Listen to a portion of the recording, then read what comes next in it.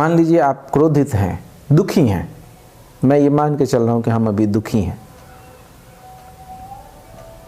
तो मेरा मन इमीडिएटली बोलेगा कि मुझे सुखी होना है, दुखी नहीं होना है, शिकायत करेगा कि मुझे दुखी नहीं होना है, दुखी होना गलत है, मुझे सुखी होना है। तो मैं सुखी होने की अगर कोशिश में गया तो मैं फिर समय में चला गया, फिर मैं 1 घंटे बाद थोड़ा ठीक हो जाऊंगा, मैं कोशिश करूँगा, वो 1 घंटा परेशानी का होगा, फिर थोड़ी देर के लिए मैं ठीक ठाक हो जाऊंगा, फिर मैं दुखी हो जाऊंगा कुछ कारण से, कि जिस कारण से मैं दुखी हुआ वो कारण बहुत दुनिया में मौजूद है, आपको कारण मिलते रहेंगे और आप फिर दुखी हो जाएंगे। लेकिन एक्सेप्टेंस का मतलब हुआ कि आपको पता चला कि आप दुखी हैं। फिर ये शब्द को समझें कि मैं जब कहता हूँ, मान लीजिए मैंने बोला, किसी ने मुझसे बोला कि मुंह लटका हुआ है तुम्हारा, तुम दुखी हो, तो मैंने आंख बंद किया, मैंने कहा दुख। तो इस शब्द को जरा किनारे हटाएं, दुख शब्द हटाएं, इससे लगता है कि मैं जानता हूँ कि मैं क्या हूँ। दुख को शायद मैं जानता हूँ, दुख बोलते ही लगता है कि हाँ दुख का तो मैं जानता हूँ, नहीं, आप हटाएं। आप दुख शब्द को किनारे करें और आप उतरें दुख में भीतर कि दुख से मेरा क्या मतलब है, क्या हूँ मैं, किसको मैं दुख कह रहा हूँ। तो आप देखेंगे कि जिस चीज़ को दुख कर रहे हैं तो कंठ के पास शायद कुछ अजीब सा आपको महसूस होगा, सांसें आपकी तेज़ होंगी, हाथ पैर में हो सकता है जलन महसूस हो रही हो, होठ सूख रहे हो, विचार चल रहे हो भीतर। उस पूरे मूवमेंट, दुख का जो मूवमेंट है आपके, जिसको आप दुख कह रहे हैं, जो भावनात्मक, भावना में भी हेर फेर हो रही है, विचारों में भी हेर फेर हो रहा है, सांसों की गति बदली हुई है, शरीर का पोस्चर बदला हुआ है, उस पूरे को आप देखते हैं। You observe everything that you call दुख। जिसको आप दुख कहते हैं, आप उसको पूरा का पूरा समझने की कोशिश करते हैं, व्हाट इट इज़। और आप जब ये कहते हैं तो आपको कोई उससे विरोध नहीं है कि ये नहीं होना चाहिए, ये क्यों हो गया है, या ना कोई नाम देते हैं आप उसको। You just feel it, you just know it कि इट इज़। इस इट इज़ को बुद्ध कहते थे यथाभूतम, ऐसा है। दुख शब्द नहीं, शब्द कह के तो आप फिर उससे अनुभव से दूर हो जाएंगे।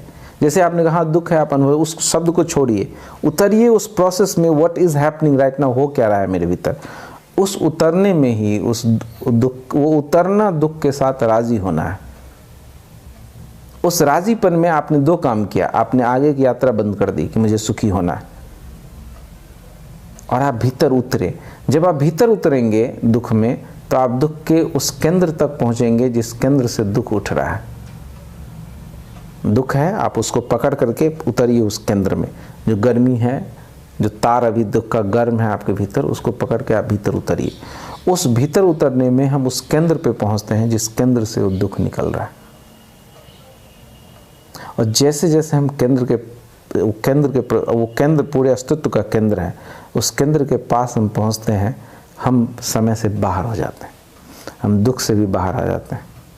जैसे वो चक्की है, आपने देखा होगा जब हम वो चक्की चलाते हैं तो उसमें कील है, तो जो अगर गेहूं के दाने हैं, कोई दाना अगर कील से एकदम सट के खड़ा हो जाए तो वो नहीं पिसेगा, क्योंकि कील नहीं घूम रहा है और कील के आसपास थोड़ी जगह है।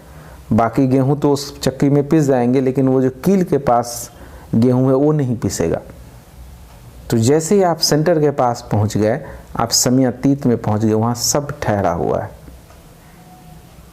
वहाँ कभी कुछ हिला नहीं, कभी कुछ नहीं हुआ, उससे सब आया है, लेकिन वो फिर भी शांत है, वो शून्य है, उसी शून्य से पूर्ण आया है, उसी शून्य से सृजन हुआ है।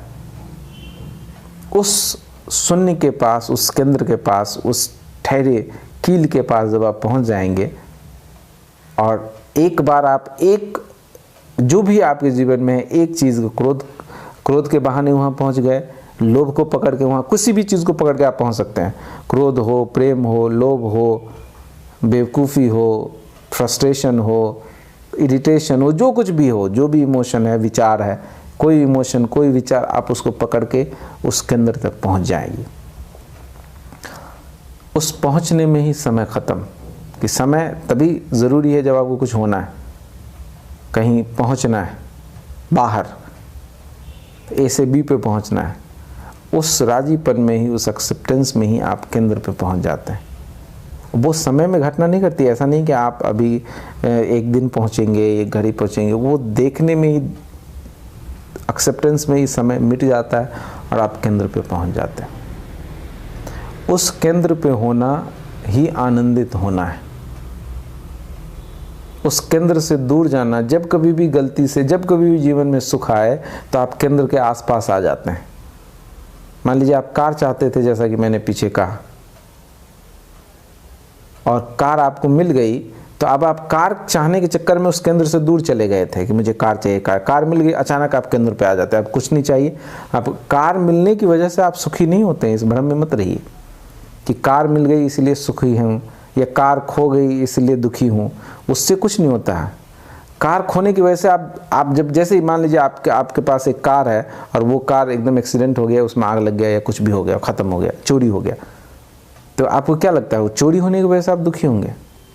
नहीं, उसके कार के गायब होते ही आप अपने केंद्र से बाहर निकल जाएंगे। कि आप केंद्र से कैसे बाहर निकलेंगे? अब मैं कैसे ऑफिस जाऊंगा, अब मैं क्या करूंगा, अब कहाँ से मैं EMI चुकाऊंगा, कहाँ से दूसरी कार लाऊंगा, ये कि तो बड़ा गलत हुआ। आप उस केंद्र से दूर चले गए, आप दुखी हो जाएंगे। इसी तरह जब आप कार चाह रहे हैं कि मुझे कार खरीदनी है, पैसा इकट्ठा किया, आपने कार खरीद लिया, तो आपके जीवन में फिर सुख आता है। तो आपको लगता है कार की वजह से सुख आया, नहीं।